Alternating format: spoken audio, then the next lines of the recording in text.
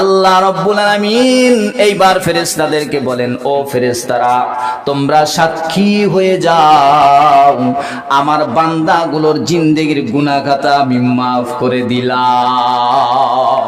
এই জান্নাতের প্যান্ডেলকে নিয়ে আসমানের মধ্যে ফেরেশতাদের কাছে গর্ব করেন, কি বলেন জানেননি?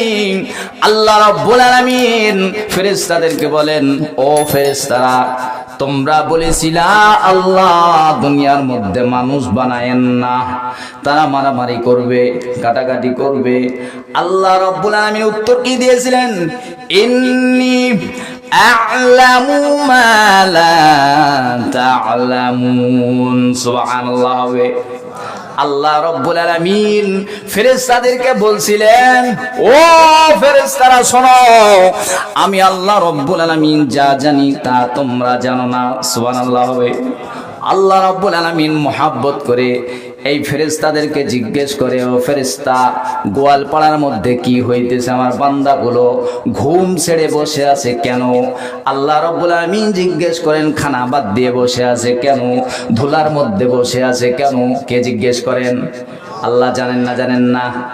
আমরা কেন বসে আছি আল্লাহ সব কিছু জানেন, আল্লাহ অন্তরের খবরও জানেন। ঠিক না ঠিক জোরে বলেন। যেই কথাটা বলছিলাম বন্ধুরা আমার, আপনারা বুঝতে পারেছেন কপালটা সুন্দর হয়ে গেছে। যে বান্দা বুঝতে পারে নাই, লস করেছে, বহুত বড় জিন্দেগির ক্ষতি করে দিয়েছে, ওটাই বোঝাতে চাচ্ছি। এরপর আমার আলোচনার দিকে যাব। আল্লাহ রাব্বুল আলামিন এই ফেরেশতাদেরকে বলেন, ফেরেশতারে, তোমরা বলছিলা দুনিয়ার মধ্যে আল্লাহ মানুষ বানায়েন না, শুধু মারামারি করবে, শুধু কাটাকাটি করবে। দেখো দেখো, এ গোয়ালপাড়ার মধ্যে একবার তাকায়া দেখো। সুবহানাল্লাহ জোরে বলেন।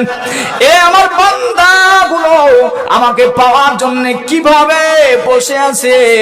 আমার কিছু বান্দা কথা বলে, আমার বড়ত্ব নিয়ে কথা বলে, আর আমার কিছু বান্দা কত কষ্ট করে চা খাওয়ার দরকার ছিল তাও বাদ দিছে, লেপের মধ্যে ঠান্ডার মধ্যে তাড়াতাড়ি ঘুমাইতে পারতো তাও বাদ দিছে। ও ফেরেশতারা দেখো আমার বান্দাগুলো কেমনে বসে আছে আর আমার কথা শুনতেছে। আমি আল্লাহকে তারা জেনে শুনে আমি আল্লাহর পায়ে সেজদা করার জন্য বসে আছে। ঠিক না ঠিক জোরে বলেন। আল্লাহ বলেন এইভাবে গর্ব করেন, দেখো তোমরা এক সময় বলছিলা যে আল্লাহ মানুষ বানায়েন না, দেখো না গোয়ালপাড়ার মধ্যে কিভাবে তারা কত সুন্দরভাবে নিরিবিলি ভাবে, কথা নাই বার্তা নাই, এদিক নাই ওদিক নাই, কথা শুনতেছে আমি আল্লাহ। সুবহানাল্লাহ জোরে বলেন। আল্লাহ রাব্বুল আলামিন বলেন, বান্দাগুলোকে দেখো। আল্লাহ রাব্বুল আলামিন বলেন, ও ফেরেশতারা, এই হাদিসটা কিন্তু অনেক বড় আছে, সংক্ষেপে বললাম। আল্লাহ রাব্বুল আলামিন এইবার ফেরেশতাদেরকে বলেন, ও ফেরেশতারা, তোমরা সাক্ষী হয়ে যাও, আমার বান্দাগুলোর জিন্দেগির গুনাহ খাতা আমি মাফ করে দিলাম। আর যেটা হবে সুবহানাল্লাহ।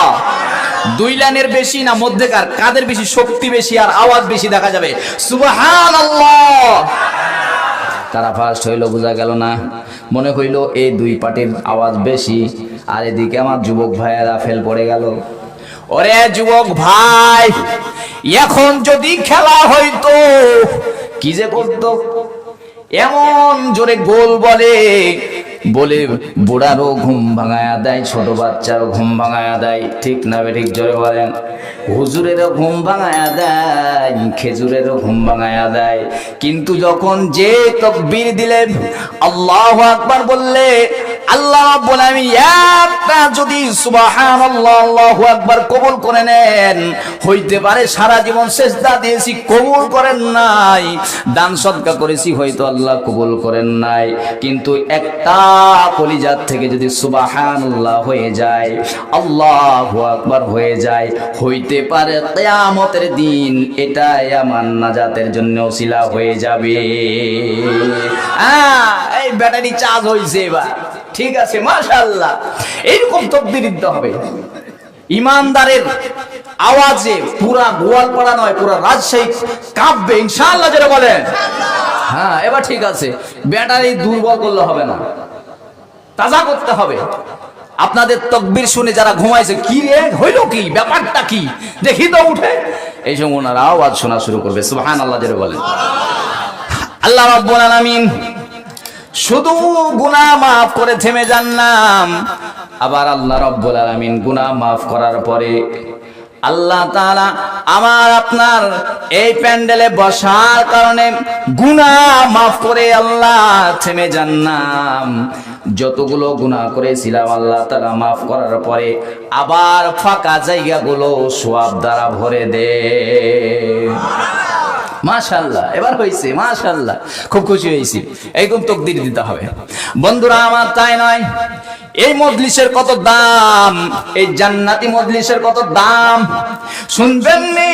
শুনাই। মনে করেন আপনি বসে আছেন, আপনার কাছে একজন ভাই দরকারের জন্য আসছে, কিন্তু সে ওয়াজ শোনার জন্য আসে নাই, এমনি বসে গেছে।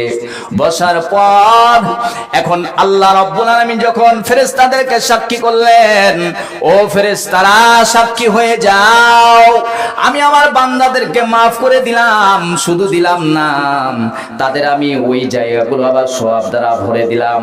আল্লাহ রাব্বুল আলামিনকে আরেক ফেরেশতা জিজ্ঞাসা করেন, ও রাব্বুল আলামিন রহমানুর রহিম, একটা কথা ছিল, কি কথা?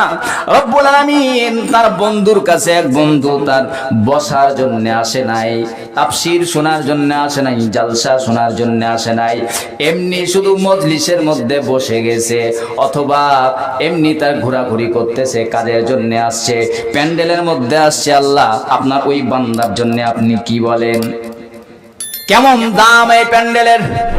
আল্লাহ রাব্বুল আলামিন বলেন, যাও যাও, আমার ওই বান্দাকেও আমি মাফ করে দিলাম।